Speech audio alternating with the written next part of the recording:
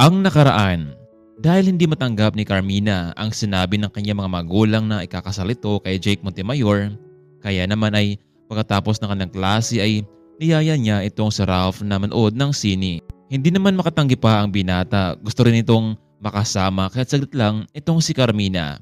Pero hindi naman inasahan ni Ralph na biglang napayakap sa kanya ang dalaga habang nanood sila ng sine.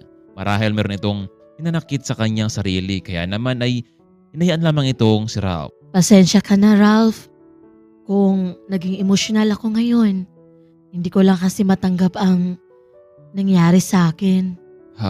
Carmina, ayos lang. Kung ano man yung dinadala mo, pwede mo naman akong sumbungan. Pwede mo na akong karamay. Pera lang sa pera, wala ako dun. Hindi tungkol doon, Ralph. Ewan ko ba? Hindi ko alam kung mainis ba ako o magagalit sa parents ko. Paano ba naman kasi sinabi nila na after graduation in college, ipapakasal nila ako kay Jake Montemayor. Ano? Sa lalaking yon? Pero nakita mo naman di ba kung ano ang kanyang totoong ugali? Napakayabang niya. Akala mo kung sino makaasta. Yun na nga eh. Pero mapilit talaga ang parents ko dahil daw partnership sila sa negosyo. Pero paano kung iba naman ang lalaki ang nagustuhan ko? Hindi ko siya type. At higit sa lahat, wala akong gusto sa kanya. Kaya nga Carmina, hindi naman sa nangingialam ako sa iyo ha. Oo, marahil nga ay maganda ang intensyon ng parents mo pero panigurado akong hindi magiging masaya kung ipilit nila sa iyo na ang ganung mga bagay. Para sa akin lang ha, kung ano yung nasa puso mo, yun dapat ang gawin mo.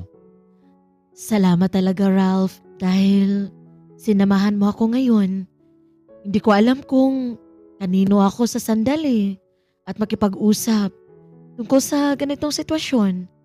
Mabuti na lang at nandyan ka. Carmina, oo. Kapag kailangan mo ng kausap, nandito lang ako, okay? Salamat talaga ulit ha. O sige na, Ralph. Umuwi na tayo. Baka hinanap ka na ng mga magulang mo. Nako Carmina, kailanman hindi ako na-pressure ng mga parents ko dahil supportive sila sa akin. Kahit na simple lang ang pamumuhay namin pero puno kami ng pagmamahal. Okay lang ba sa'yo na kung may sapat na oras, ipapakilala kita sa kanila para naman makilala mo rin sila? Oo naman, Ralph. Masaya ako na makilala sila. So paano? Dito na lang muna tayo. Mag-iingat ka sa pag-uwi mo, Ralph. Biglang niyakap ni Carmina itong si Ralph at hinalikan sa may pisngi. Hindi naman ito inasahan ng binata at tuloy nang umuwi itong si Carmina at ganoon din naman itong si Ralph. Hindi tuloy nalaman ng binata kung bakit ito ginagawa sa kanya ng dalaga. Baka ito na nga ang sign na may gusto ito sa kanya. Oh, Carmina, bakit ngayon ka lang? Ilang oras na? Akala ko ba maaga ang out niyo ngayon pero late ka nang umuwi. Mom, meron lang akong inasikaso sa eskwelahan. Oh, sige na. Magbihis ka na. Dahil darating dito ang pamilyang Montemayor para makita ka. Pero mom, bakit masyado namang maaga yata? Akala ko ba pagkatapos na ng kolehiyo? Carmina, nagbago na ang desisyon namin.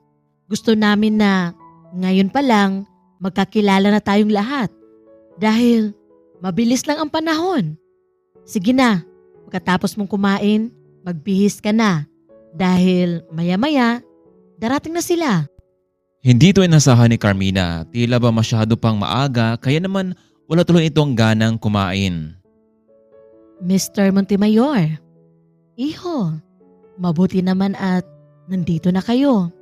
Tara, tumuli muna kayo sa loob. Tatawagin ko lang si Carmina. Iha, nandito na sina Jake. Bumaba ka na dito.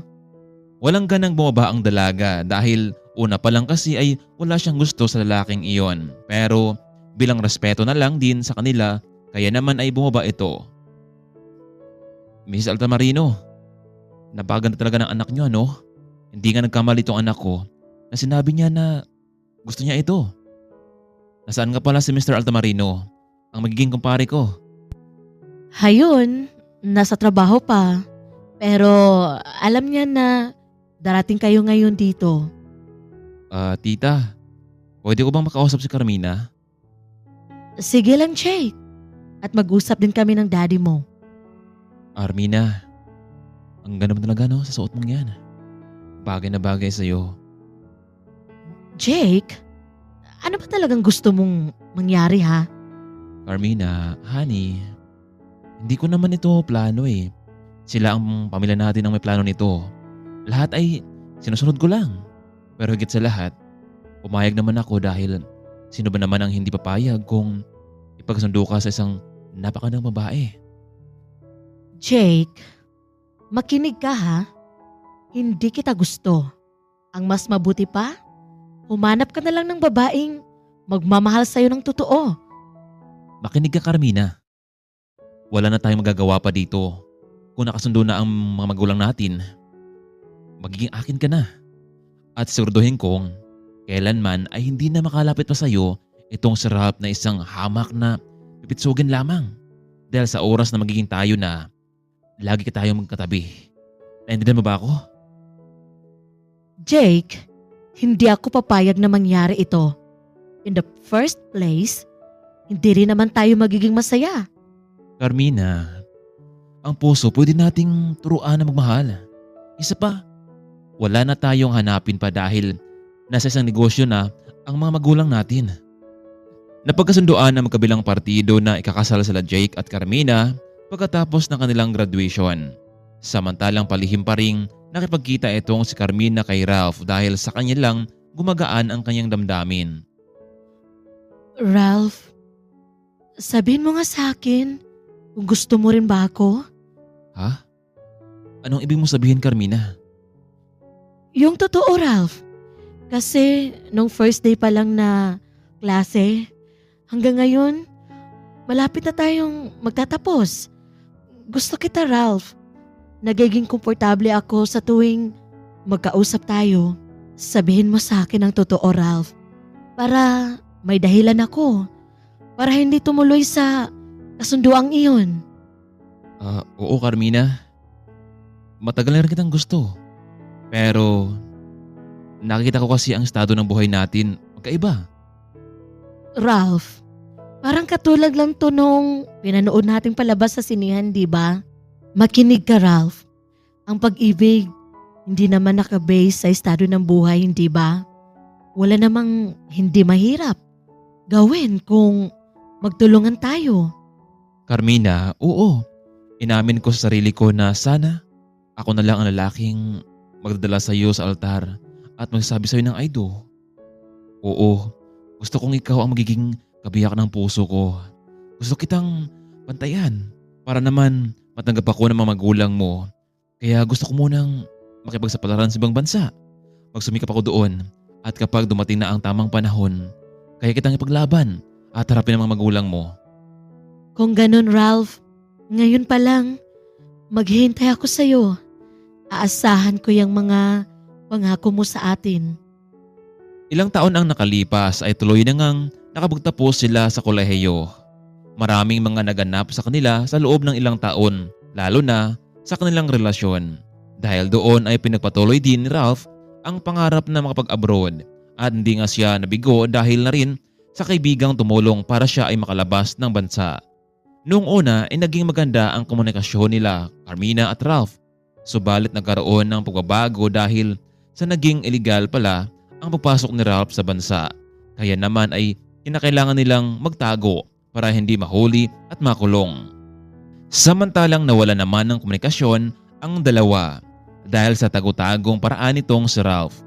Kaya ito ang naging dahilan para makahanap ng butas si Carmina na marahil ay niloloko lamang siya nitong si Ralph. Dito na kaya magsimulang manlamig itong si Carmina kay Ralph. Ano kayang gagawin ng binata para maramdaman niya muli kay Carmina ang totoong hangarin sa kanya? Kaya mga kaibigan, huwag nating kaligtaan ang mas nakaka-excite pa na kwento sa buhay ni na Carmina at Ralph.